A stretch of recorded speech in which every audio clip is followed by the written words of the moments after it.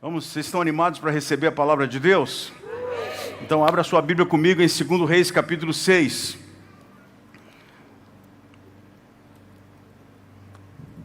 Eu fico pensando como é que o povo é, né? Eu vou trocar meu nome por Randy Clark agora. A semana passada a igreja estava lotada, né? Mas se bem que hoje está aqui. Mas cadê vocês, assim? Vocês estão em casa assistindo eu também sou cego. Oh, meu Deus do céu. Gente, eu amo a palavra de Deus. E esse texto encheu meu coração, eu transbordei nele nessa semana. E eu quero que você preste bastante atenção. Eu tenho certeza que essa palavra vai mexer com você. Capítulo 6 de 2 Reis, no versículo de número 14, a gente vai ler agora. Pode ser? Então enviou para lá cavalos, carros e fortes tropas. Chegaram de noite e cercaram a cidade.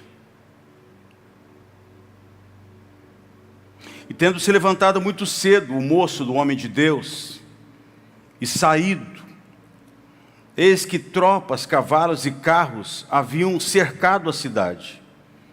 Então o seu moço lhe disse: ai, meu senhor, que faremos? Eu tentei capturar o espírito que esse cara fala, sabe? O tom da voz dele. Ai, meu senhor, que faremos? Imagina você acordar pela manhã e você olhar e ver tropas, carros, cavalos cercando a cidade. O alvo era Eliseu. E o moço dele acorda e diz: ai, meu senhor, estamos cercados, que faremos? Olha o versículo de número 16. Ele respondeu: não temas, porque mais são os que estão conosco do que os que estão com eles. Entender um homem de Deus, você precisa andar no Espírito. Se fosse você, talvez você olhava assim: hello, eu não estou vendo o outro exército. Há um grande exército de Deus aqui esta noite. Verso 17. Orou Eliseu e disse: Senhor, peço-te que lhes abras os olhos, para que veja. O Senhor abriu os olhos do moço, e ele viu que o monte estava cheio de cavalos e carros de fogo em volta de Eliseu. Dá um glória a Deus, um aplauso para Jesus. Oh! Glória! Deus abre os nossos olhos nesta noite. Abre os nossos olhos, abre o nosso entendimento, mexe com a nossa vida. Ó Espírito Santo, vem encher esta casa, vem encher este lugar, vem glorificar o teu nome, vem tomar pessoas aqui esta noite, vem mover o teu espírito, vem curar, vem libertar, vem abrir o entendimento, vem trazer uma revelação da sua palavra esta noite, e venha glorificar o teu nome. Amém, gente linda? Uou, glória a Deus. Eu quero trazer como tema da mensagem de hoje as 5 chaves para viver o propósito de Deus. Diga comigo assim, 5 chaves para viver o propósito de Deus. Sabe, existem coisas que você pode fazer na sua vida, que se você aplicá-las e praticá-las e colocar isso em prática na sua vida, eu falo que é uma coisa que eu vivo.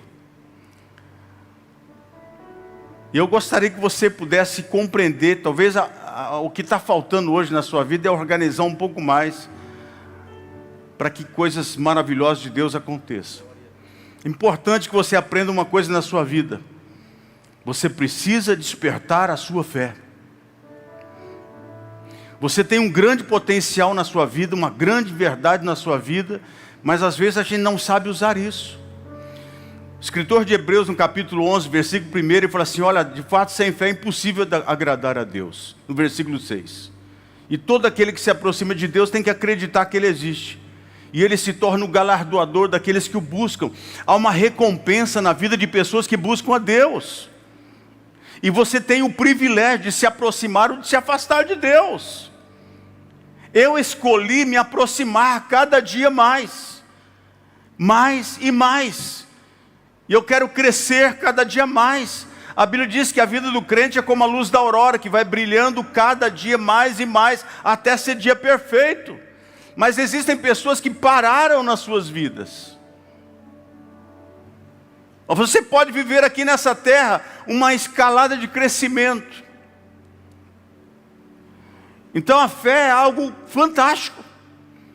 Para explicar a fé, Hebreus 11:1, ele fala assim, de fato, ele fala assim, ora, a fé é a certeza das coisas que se esperam.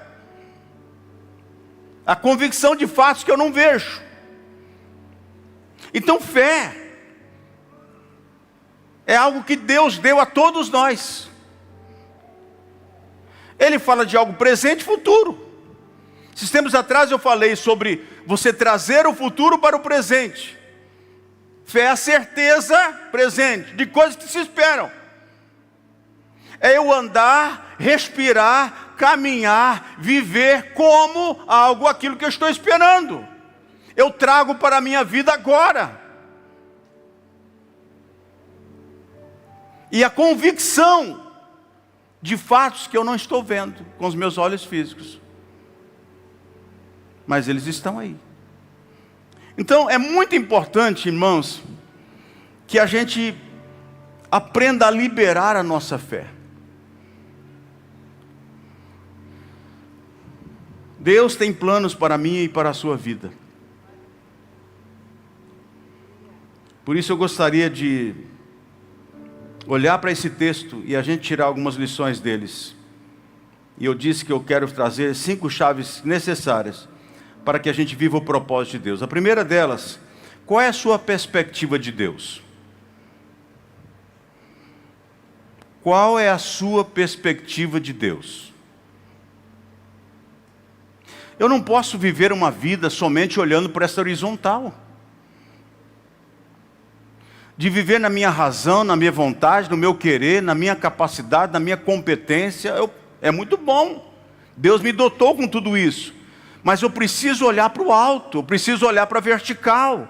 Eu preciso entender que na minha vida Deus faz toda a diferença. Toda a diferença, não é alguma diferença, é toda a diferença. Estar com Deus mudou completamente a minha vida. A presença de Deus para mim é tudo.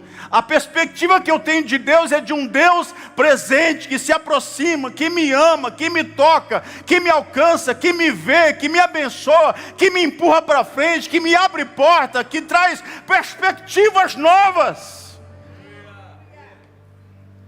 E a pergunta que eu faço é: qual a sua perspectiva de Deus? Porque você vai estar na vida diante de situações muito difíceis, como as que Eliseu estava enfrentando. Ele abençoava Israel, e o inimigo, sabendo disso, ele vai então se levantar contra Eliseu. E o alvo é Eliseu. Vamos pegar esse cara. E esse rei, ele pega, o rei da Síria, a Bíblia diz que ele vai pegar o seu grande exército, as suas tropas, carros, cavalos e homens fortes e poderosos, e um grande exército, e vai cercar a cidade e diz: nós vamos pegar Eliseu. Só que entenda bem uma coisa: eu posso estar vivendo situações das mais complicadas, difíceis, estreitas, muito complicadas, mas eu não posso perder a perspectiva que eu tenho de Deus.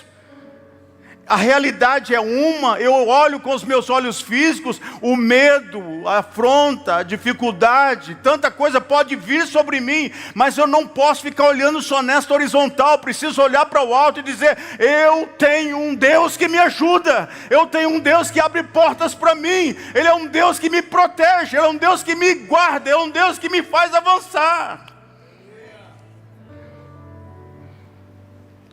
A grande questão é para onde você está olhando. E isso é um exercício diário que a gente precisa aprender a fazer. Para onde você está olhando? Seus problemas, suas dificuldades, suas crises, para tantas coisas que estão acontecendo na nossa nação? Para onde você está olhando? Para as notícias diárias que você ouve? Por tantas coisas que acontecem? E a consequência disso é que você vai vivendo cada dia mais com medo, inseguro, descrente. Está olhando para onde? Para o inimigo? Para o exército do inimigo? Para a afronta do inimigo? Para tudo aquilo que o inimigo está jogando sobre você, pelas palavras e tudo mais, e quantas são as coisas que você pode falar aí essa noite.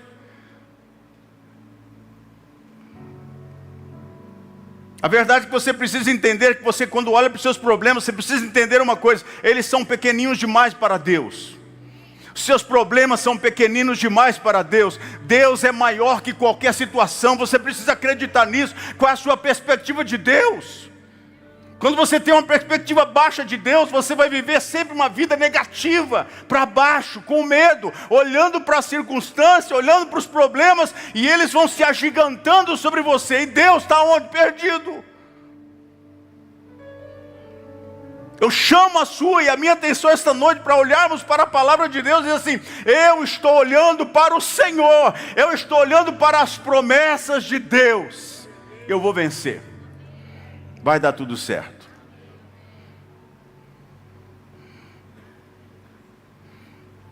Jó 14, versículo 7.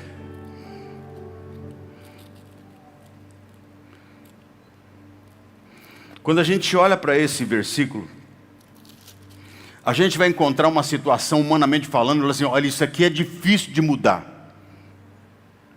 Olha o versículo 7. Porque há esperança para a árvore, pois mesmo cortada ainda se renovará. Essa árvore pode simbolizar muitas coisas na minha e na sua vida. Se envelhecer, e não cessarão os seus rebentos. Se envelhecer na terra a sua raiz, e no chão morrer o seu tronco. Olha que frase mais extraordinária no versículo 9. Ao cheiro das águas brotará. E dará ramos como a planta nova. Em todo caos, em toda crise, em todo problema, em toda situação mais difícil, mais nebulosa que você possa estar vivendo, há um rio, e esse rio você precisa captar o cheiro destas águas. As águas de Deus estão jorrando. Esse rio e estas águas simbolizam o Espírito Santo, e você precisa olhar para o poder do Espírito Santo, captar a presença dele e dizer: está ruim, está difícil, está seco, está cortado, mas ao cheiro das águas brotará. Há um novo de Deus chegando. Uau! Ei! Uau! Eu creio nisso. Isso aqui não está escrito simplesmente em vão. É para que a gente possa olhar para Deus, para a presença de Deus, captar a presença, captar o perfume, captar o cheiro das águas, da presença, dizer: Ele está aqui, a coisa está complicada, a árvore está cortada, não tem como produzir mais nada, mas ao cheiro das águas vai acontecer. Esse menino está perdido nas drogas, não tem saída, não tem jeito, a família está perdida, quantas coisas, mas ao cheiro das águas, há uma unção do Espírito vindo. Uau! Que cura, que liberta, que transforma, que dá vida. Amém. Qual é a sua perspectiva de Deus? Está lá colocado no cantinho, ou Ele faz parte da sua vida? Pastor, eu estou olhando, tem realmente um exército cercando minha cidade. Tem um exército cercando minha vida. Tem um levante contra a minha vida. Mas eu tenho um Deus que tem um exército poderoso. E a Bíblia diz que Eliseu orou e disse assim: Senhor, abre os olhos desse moço. Oh, gente, eu imagino a tranquilidade de Eliseu. Senhor, abre os olhos. E a Bíblia diz que ele, quando abriu os olhos, ele viu carros e cavalos de fogo em volta de Eliseu. Ah, meu amado, a sua vida está cercada, a tua empresa está cercada, sua família está cercada, o poder de Deus está sobre você. Há um exército de Deus cercando a sua vida. Vai ficar tudo bem, as coisas vão acontecer, amém? Tem uma perspectiva de Deus para a sua vida. Você não pode viver alguém distante, longe. Não. Deus é Deus e Ele faz parte da minha vida. Ele é todo o meu ser, tudo é Deus para mim. Não posso perder. Segunda lição que eu quero que você aprenda essa noite: seja uma pessoa de oração. Eliseu orou. Tem horas que a última coisa que as pessoas fazem é orar.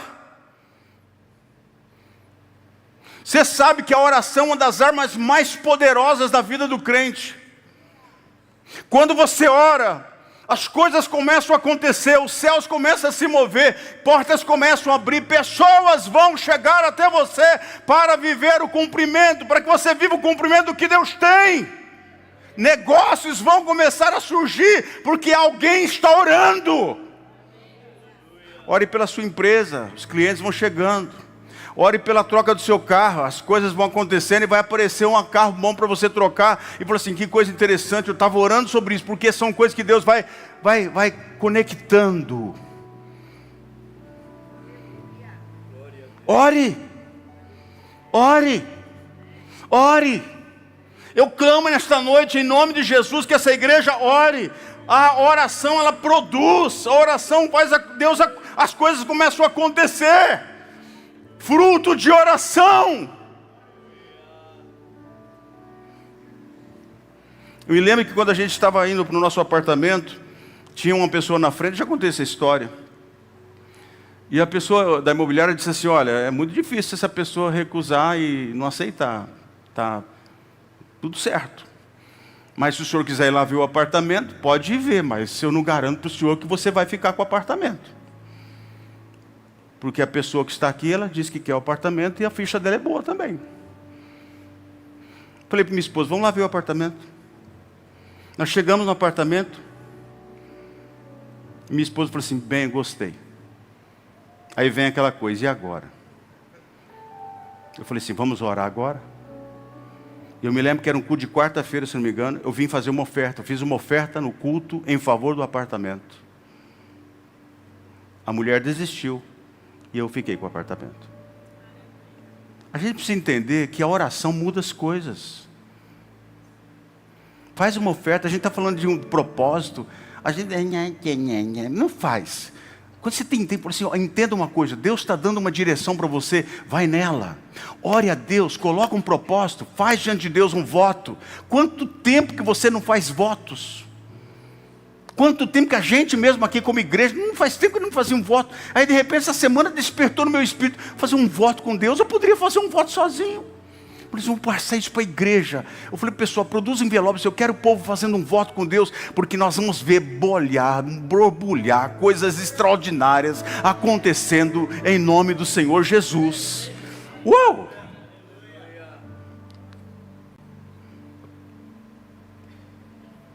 Coisas vão acontecer, vão se aproximar até que aconteça, porque é oração. Não pare de orar.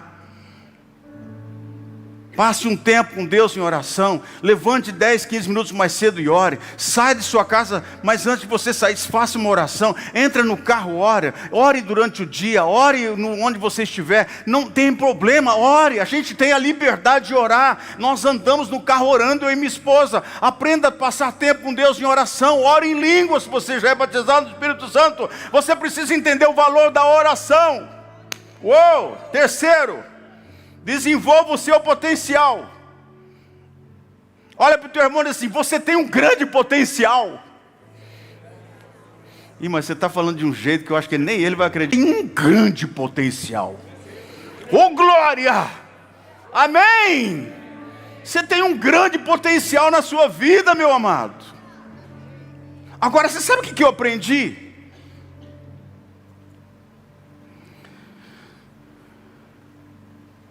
Eu posso ter um grande potencial, mas isso não quer dizer que você vai alcançar o seu potencial.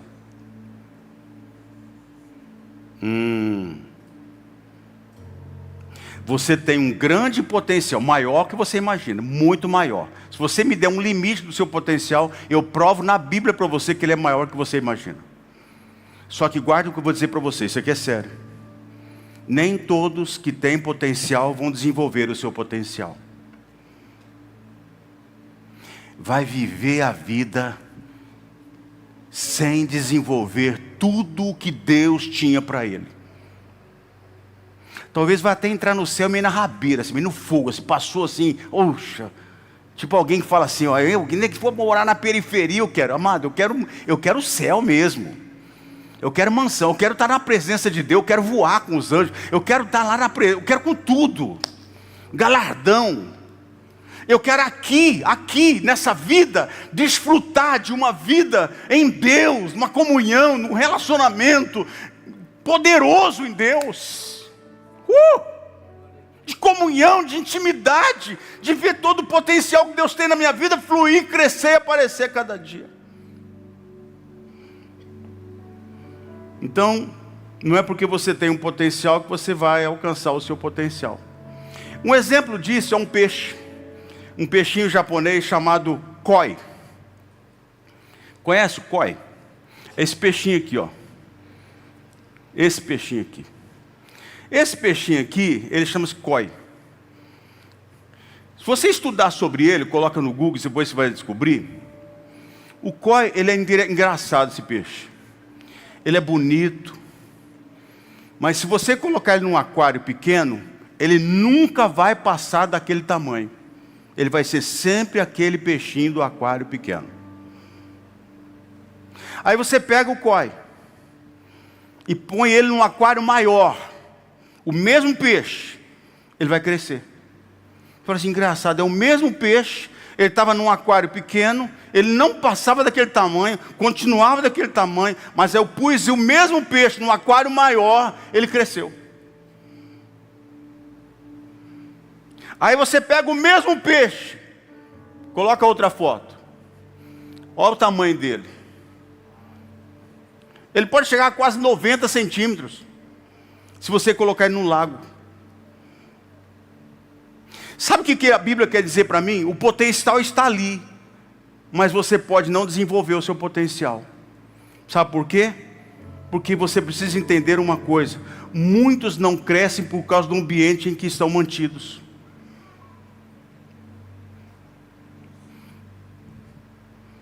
Deus, presta atenção nisso, guarda isso. Se você não for exposto a coisas maiores, você nunca vai crescer. Se você não for exposto a coisas maiores, você nunca vai crescer. Tem gente que está preso a um ambiente, e ele tem potencial, tem um chamado, tem coisas grandes na vida, mas ele não cresce, porque ele está dentro de algo que o condiciona.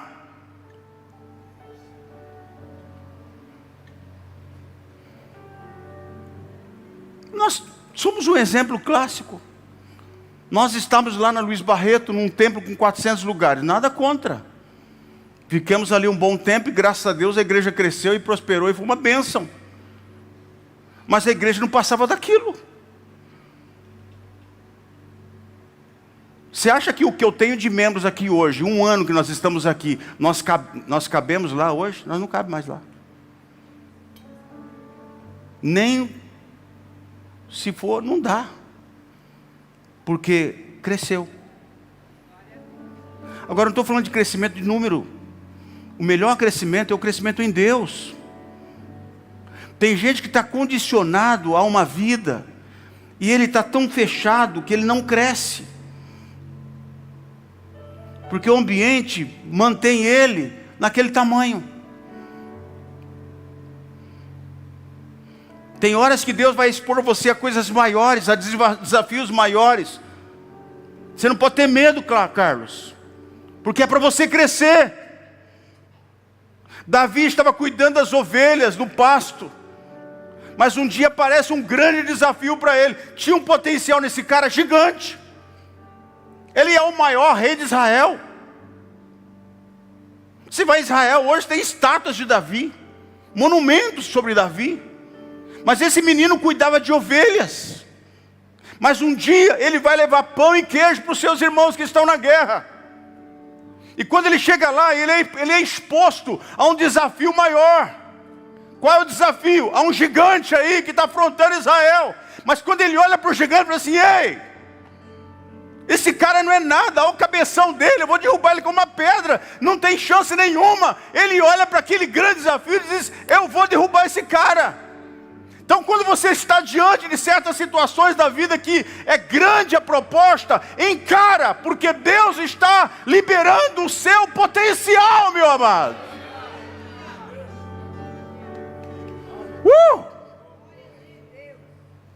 Deus está liberando o seu potencial. Há um potencial enrustido na sua vida aí, dentro de você. Marlis Morrow, um grande pregador, ele disse uma coisa que ficou marcada. Ele disse assim: um dos lugares mais ricos do mundo é o cemitério, porque tem gente que morre com potencial, não deixa crescer, fluir, florescer, porque o ambiente limita ele. É o peixinho koi. Se deu espaço, ele vai crescer. Deus está abrindo caminhos para você, porque Ele quer que você cresça. Deus está mudando as suas mesas, porque Ele quer que você cresça. Deus está mudando as suas amizades, porque Ele quer que você cresça. Tem gente, desculpa a expressão, tem gente que é retardado. Gente que olha para a sua vida e não faz, você não cresce. Você fala de uma coisa melhor, não precisa disso, fica lá naquela miserável vida. Abra sua Bíblia em Efésios capítulo 1. Olha comigo o versículo de número 19, perdão.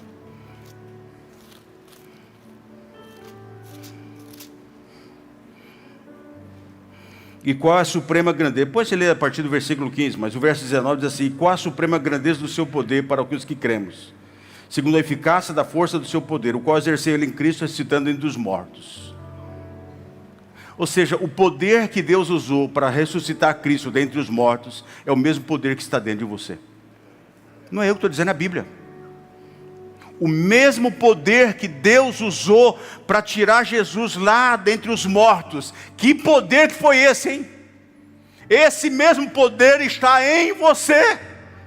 Há um grande potencial na sua vida.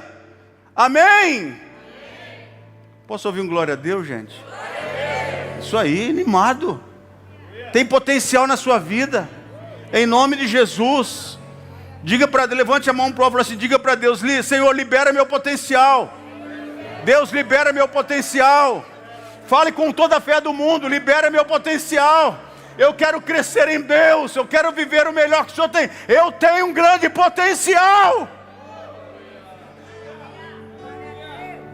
Eu fui mandado embora do meu emprego.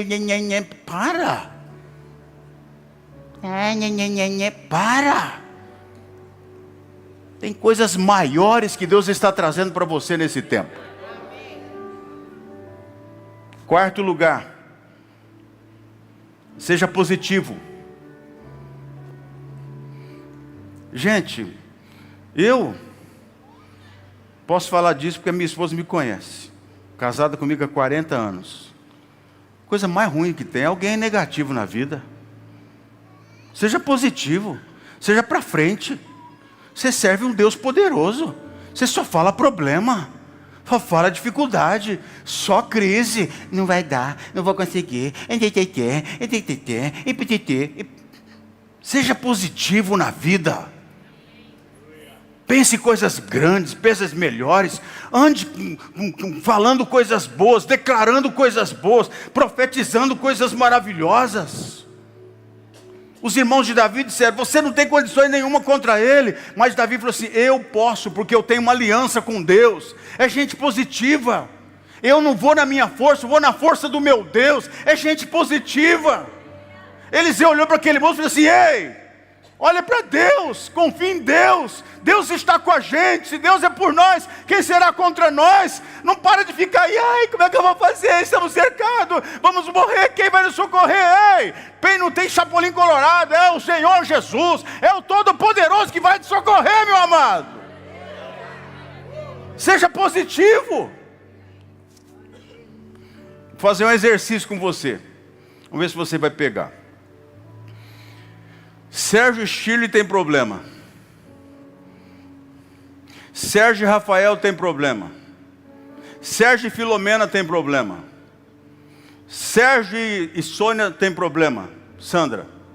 Sérgio e Patrícia tem problema. Sérgio e Douglas tem problema. Sérgio e Carlos tem problema. O problema é o Sérgio. Porque onde você está, você traz problema. Porque o problema não é o Carlos, não é a Shirley, não é o André, não é o João, não é a Patrícia, não é a Sandra, não é... O problema é o Sérgio. Estou usando uma figura aqui, não é eu não.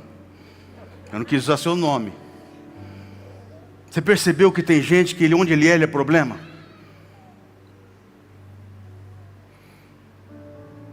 Engraçado, ele andou com fulano problema, andou com cigano problema. Tudo é problema. Tem mulher que não vai casar porque ela é chata. Tem jovem que é chata, que ela é problema, ela vê problema em tudo. Tem menino que é chato, vê problema em tudo. Não sabe ser positivo na vida. Não sabe olhar, resolver, sair de um problema. Você precisa ter uma cabeça melhor, sonhar, acreditar. Quarto lugar é isso aí. Você não pode ficar desanimado. Gente desanimada, abatida, deprimida, gente suicida, só pensa em morrer. Vou morrer porque é melhor morrer. Que morrer? Eu vou acabar com a minha vida. Não vou acabar nada. Seja positivo. Anda para frente, levante a cabeça, sonhe, acredite em nome de Jesus. As coisas mudam, gente.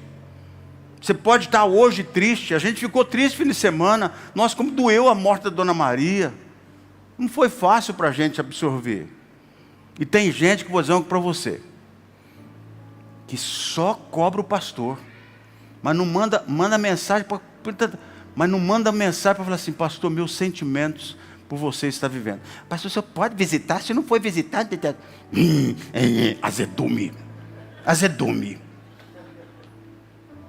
Não experimenta o meu luto, não sente o meu luto. Eu estou de luto, mas não é porque eu estou de luto que eu parei. Agora eu estou levantando minha cabeça e estou seguindo em frente. Eu sei que a Maria está na presença de Jesus.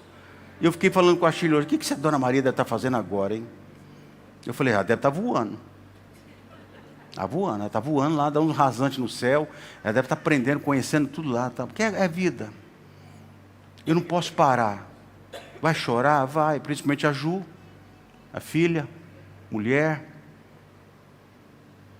E quem foi no velório viu o que o Bernardo fez. O Bernardo arrebentou com o nosso coração. Escreveu uma cartinha e colocou no peito dela: vovó, eu sei que você foi morar com o Papai do Céu. Uma coisa assim. Tá, eu tirei até foto da cartinha. Aí eu li aquela cartinha, eu comecei a chorar. Na percepção de uma criança. Mas eu continuo te amando. Eu não vou ter mais você aqui. Gente, dói. A gente sofreu esses dias. Mas eu aprenda uma coisa: seja positivo. Positivo. Isso vai curar você. Vai melhorar o seu ambiente, melhora o seu casamento, melhora as pessoas. Quinto lugar para terminar: espere a provisão de Deus. Pastor André falou sobre as parábolas. O capítulo 3 de Mateus é o capítulo das parábolas. Jesus contou 38 parábolas. Das 38 parábolas de Jesus, 16 delas ele fala sobre dinheiro. Das 38 parábolas de Jesus, 16 ele fala sobre dinheiro.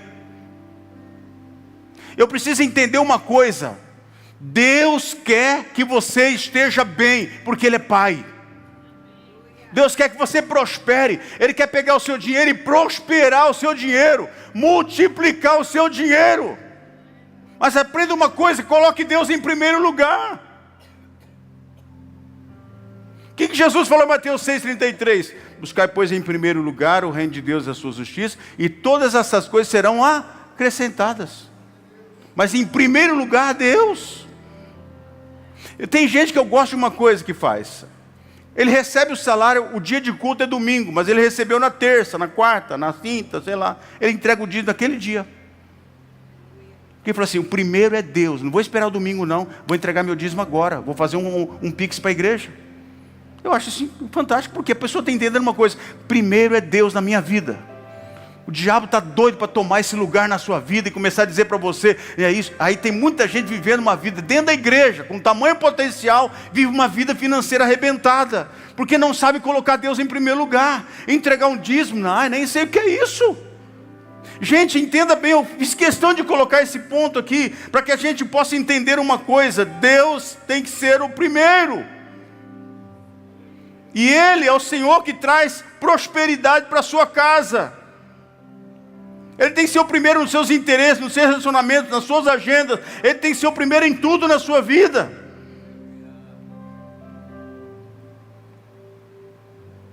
O que você faz quando tem um problema? Grita, fica com raiva, entra em depressão, medo? Se Deus é o primeiro, você vai para a oração. Você quer ver as suas finanças prosperarem? Deus continua pegando 5 pães e 2 peixinhos, abençoando e multiplicando. Eu creio nesse Deus que multiplica. Eu creio nesse Deus que abre portas. Eu creio nesse Deus que muda a situação de uma empresa. Eu creio nesse Deus que traz a provisão de Deus. Eu espero a provisão de Deus. Provisões sobrenaturais de Deus. Deus traz. Então eu falei sobre 5 chaves essa noite que podem mudar muito o curso da sua vida. Você precisa entender o valor delas. Qual é a sua perspectiva de Deus? Seja uma pessoa de oração. Desenvolva seu potencial. Lembra do peixinho Koi. Faz amizade com ele. Esse peixinho está ensinando a gente essa noite. Seja positivo na vida. E espere a provisão de Deus. Vamos ficar em pé. Eu quero convidar você a orar junto comigo essa noite. Em nome de Jesus. Glória a Deus. Glória a Deus.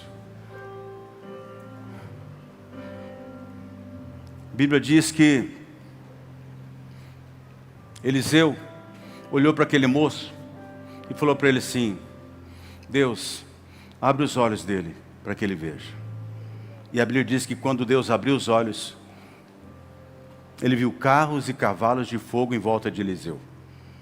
E aí o texto vai continuar dizendo que Eliseu ora, e quando eles vão descendo contra Eliseu, versículo 18, Eliseu orou. Observe bem: oração, oração, oração. Fere, Senhor, peço, já essa gente de cegueira, feriu de cegueira, conforme a palavra de Eliseu. Você sabe que cegueira foi essa? Não foi essa cegueira de a gente, não estou enxergando nada. Não foi essa cegueira. A cegueira deles foi que aquele exército desceu, e quando foi para pegar Eliseu, eles não conseguiram enxergar Eliseu.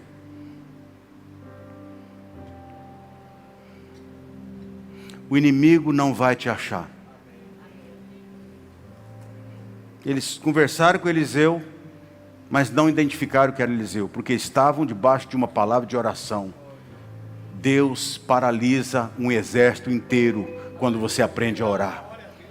Priorize Deus na sua vida. Você pode terminar essa semana e vivendo essa experiência. Pratique isso na sua casa, na sua vida.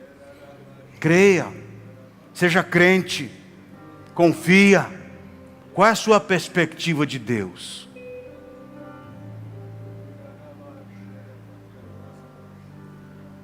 Seja alguém de oração. Seja alguém que entenda ou tenha um potencial. Seja positivo na vida. Avança. E acredite. Deus é Deus da provisão. Ele vai prover. Eliseu levou o inimigo bem no centro da cidade.